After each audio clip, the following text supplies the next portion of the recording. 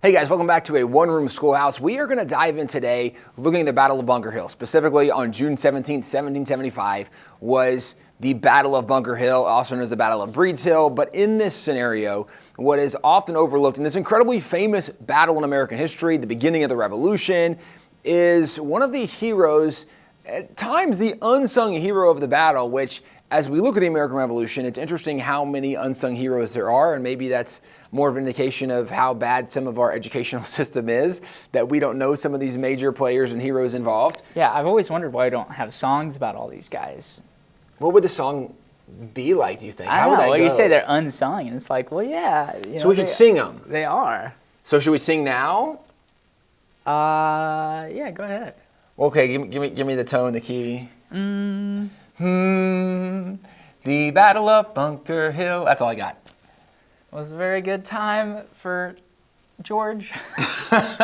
See, it's vague because it could be King George. I was going to ask, like, which George are we talking about? So, the Battle of Bunker Hill, the reality is the British have arrived. They've already gone to Lexington. They've already gone to Concord. They have now marched back to Boston. And the Battle of Bunker Hill happens a couple weeks after they have gotten back to Boston. And in this unfolding of the story, the Americans come and allegedly, the British were like, hey, we should secure our perimeter and that hill. There could be strategic advantage. We need to have that hill. And somebody's like, let's do that in the morning. Well, that night, the Americans come in and they have the high ground. The British wake up the next morning.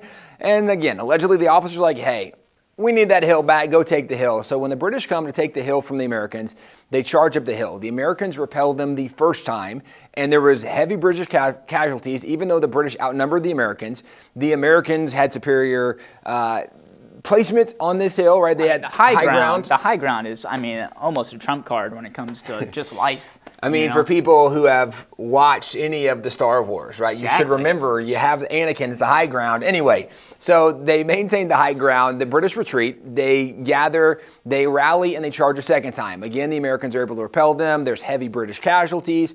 At this point, apparently, the British decide we need some reinforcements, maybe get a little more serious, so they called in the Royal Marines. The Royal Marines, the essence of American Special Forces. On the British side, right, what we would have like the Navy SEALs or the Force Recon Marines or your Green Berets, the Royal Marines were brought in and the Royal Marines led the charge. The commander of this Royal Marine force, as it were, was Major Pitcairn. The third charge of the hill, Major Pitcairn leads the charge, and the Americans run out of ammunition in the midst of this charge up the hill. As the Americans run out of ammunition, you're not going to win a battle if you don't have bullets to shoot against a military that does have guns with bullets. However, there was one American who had a shot left. That American raised up his musket, shot Major Pitcairn, who was leading the charge.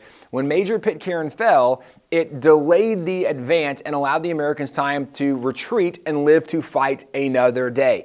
The individual who was raising his musket, shot Major Pitcairn, stopped the charge. He was the hero of the battle. This is one of those unsung heroes, and we'll have to work on a song later, but he actually is in a pretty significant historical book. That's right. The gentleman's name was Peter Salem, and he was a free African-American from Massachusetts who had volunteered in the Minutemen and then joined the Continental Army. He wound up fighting in several major battles, but in this one, like Tim mentioned, he was the hero. And in this book right here, written by a black historian, William Nell, in the mid-1800s, called The Colored Patriots of the American Revolution. So the book talks about Major Pitcairn mounting kind of the earthworks and leading this charge against the Americans. And it picks up saying that among those who mounted the works was the gallant Major Pitcairn, who exultingly cried out, The day is ours. When a black soldier named Salem shot him through, and he fell, his agonized son received him in his arms and tenderly bore him to the boats. A contribution was made in the army for the colored soldier, and he was presented to Washington as having performed this feat.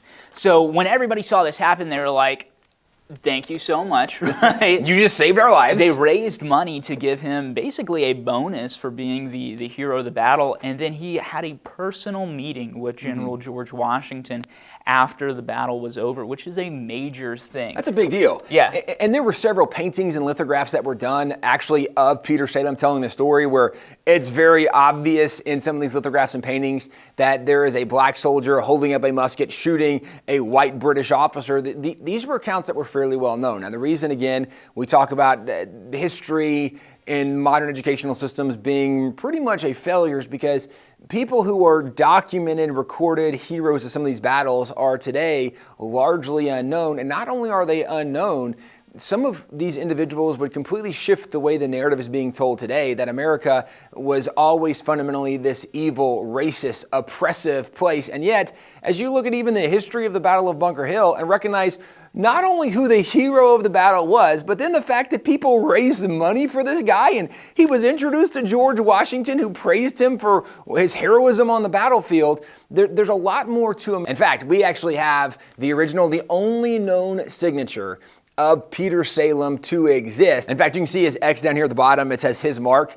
And this is something that certainly there were some noted Americans throughout our history who had to make their mark that way. They could not read or write on some level. Nonetheless, this is a significant document because it's Peter Salem signing on with two other individuals they've taken out a loan, presumably for some kind of business venture. And right today, the way the narrative is so often told is that there weren't black heroes in early America, and America was only oppressive, when the reality is so many of the noted heroes of the American Revolution were in fact black patriots. And Jonathan, as you mentioned, where he was a free black man, many of these black patriots were free black men who were fighting for the cause of liberty and freedom.